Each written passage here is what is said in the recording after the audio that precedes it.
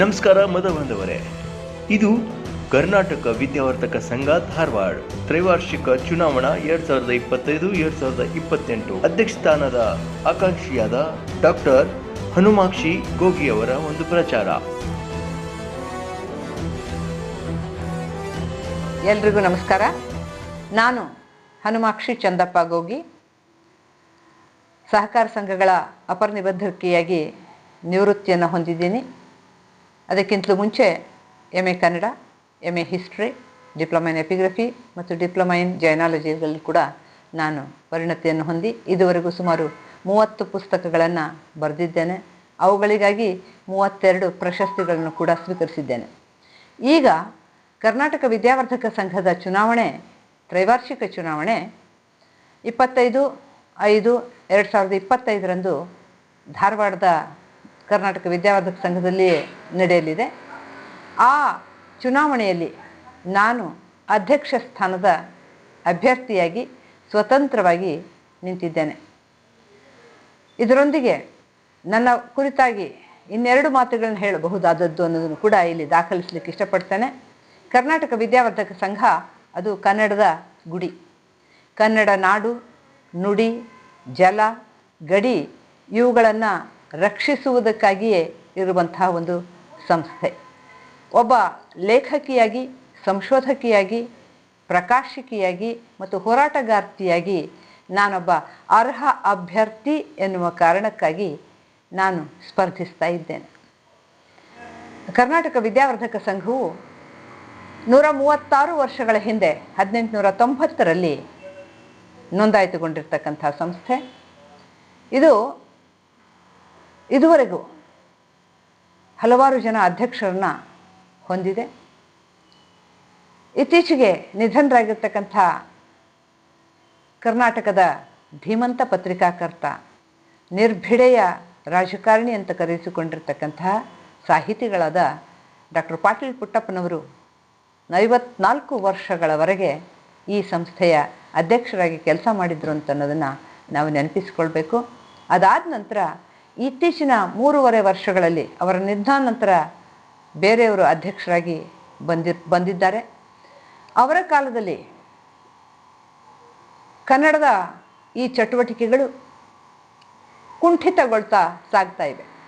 Doctor Patil ಪುಟ್ಟಪ್ಪನವರು ಶತಾಯುಷಿಗಳಾಗಿದ್ದರೂ ಕೂಡ ಕೊನೆಯ ದಿನದವರೆಗೂ ಕೂಡ ಅವರು ಕನ್ನಡ ನಾಡು, ನುಡಿ, ಗಡಿ, ಜಲ ಇವುಗಳ ಬಗ್ಗೆ ಯಾವುದೇ ರೀತಿಯ ತಂಟೆ, ತಕರಾರು, ಸಮಸ್ಯೆಗಳು ಬಂದಂಥ ಸಂದರ್ಭದಲ್ಲಿ ನಿರ್ಭೀತವಾಗಿ ಅದನ್ನು ಪತ್ರಿಕೆಯ ಮೂಲಕ ಅವರು ಪ್ರತಿಸ್ಪಂದಿಸ್ತಾ ಇದ್ದರು, ಪ್ರತಿಕ್ರಿಯೆಗಳನ್ನು ನೀಡ್ತಾ ಇದ್ದರು.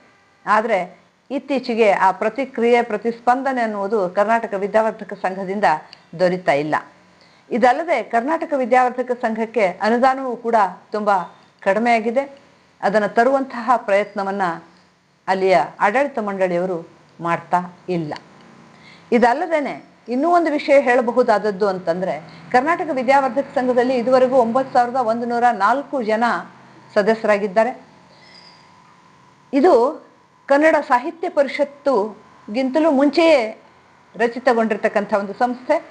ಕನ್ನಡ ಸಾಹಿತ್ಯ ಪರಿಷತ್ತು ಇವತ್ತು ಪ್ರತಿ ವರ್ಷ ನಡೆಸ್ತಕ್ಕಂಥ ಸಮ್ಮೇಳನಗಳಿಗೆ 25-30 ಕೋಟಿಗಳವರೆಗೆ ಸರ್ಕಾರದಿಂದ ಅನುದಾನವನ್ನು ಪಡಿತಾ ಬಂದಿದೆ. ಆದರೆ ಈ ಸಂಸ್ಥೆ ಕೇವಲ 65 ಲಕ್ಷಗಳ ಒಂದು ಅನುದಾನವನ್ನು ಮಾತ್ರ ಪಡಿತಾ ಇದೆ. ಇದು ಅದಕ್ಕಿಂತಲೂ ಹೆಚ್ಚಿನ ಮಟ್ಟದಲ್ಲಿ ಬೆಳೆಯಬಹುದಾಗಿತ್ತು, ಆದರೆ ಬೆಳೀತಾ ಇಲ್ಲ.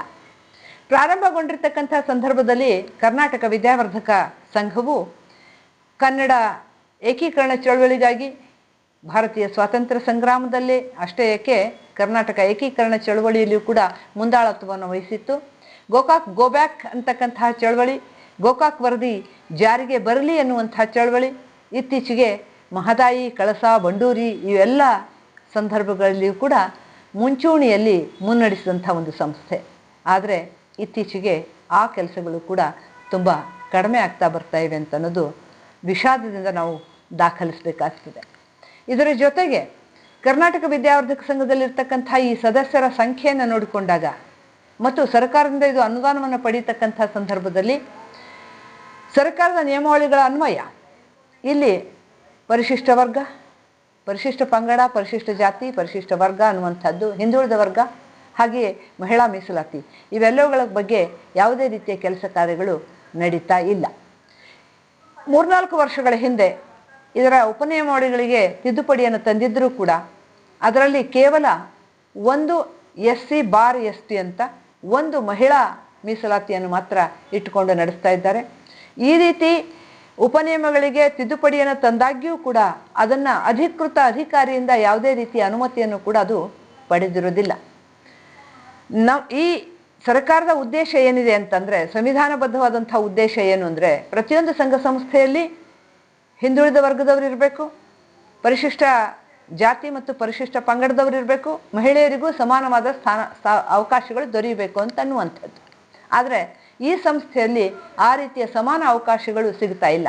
ಮಹಿಳೆಯರಿಗೆ 3 ಸ್ಥಾನಗಳನ್ನ ಮೀಸಲಾಗಿ ಇಡಿ ಅನ್ನುವಂತಹ ಪ್ರಸ್ತಾಪವನ್ನು ನಾನು ಇಟ್ಟಿದ್ದೆ. ಅದಕ್ಕೆ ಕಾರಣ ಅಂತಂದರೆ, 3 ಮಹಿಳಾ ಮೀಸಲು ಸ್ಥಾನಗಳಲ್ಲಿ ಒಂದು ಸಾಮಾನ್ಯ ಮಹಿಳೆಗಾಗಿ, ಒಂದು ಹಿಂದುಳಿದ ವರ್ಗದ ಮಹಿಳೆಗಾಗಿ, ಇನ್ನೊಂದು ಪರಿಶಿಷ್ಟ ಜಾತಿ ಮತ್ತು ಪಂಗಡಗಳ ಮಹಿಳೆಗಾಗಿ ಇರಬೇಕು ಅಂತನ್ನುವಂತಹ ವಿಚಾರ ನನ್ನದಾಗಿತ್ತು. ಆದರೆ ಈಗ ಕೇವಲ ಒಂದನ್ನಿಟ್ಟು ಮತ್ತೆ ಮೇಲ್ವರ್ಗದವರೇ ಆ ಸ್ಥಾನವನ್ನು ತುಂಬುವ ರೀತಿಯಲ್ಲಿ ನಡೆದುಕೊಳ್ತಾ ಇದೆ ಅಂತನ್ನೋದು ನಡೀತಾ ಇರುವಂತಹ ವಿಷಯ. ಇದರ ಜೊತೆಗೆ ಅಧಿಕೃತ ಅಧಿಕಾರಿಯಿಂದ ಇದರ ಉಪನಿಯಮಾವಳಿಗಳು ಮನ್ನಣೆಯನ್ನು ಅಥವಾ ಅನುಮತಿಯನ್ನು ಪಡೆಯದೇ ಇರೋದರಿಂದ ಈಗ ನಡೀತಕ್ಕಂಥ ಈ ಚುನಾವಣೆ ಎಷ್ಟರ ಮಟ್ಟಿಗೆ ಕಾನೂನುಬದ್ಧ ಅನ್ನೋದನ್ನು ಕೂಡ ನಾವು ಬಹುಶಃ ಪ್ರಶ್ನಿಸಬಹುದಾದ ಸ್ಥಿತಿಯಲ್ಲಿ ಇದ್ದೇವೆ.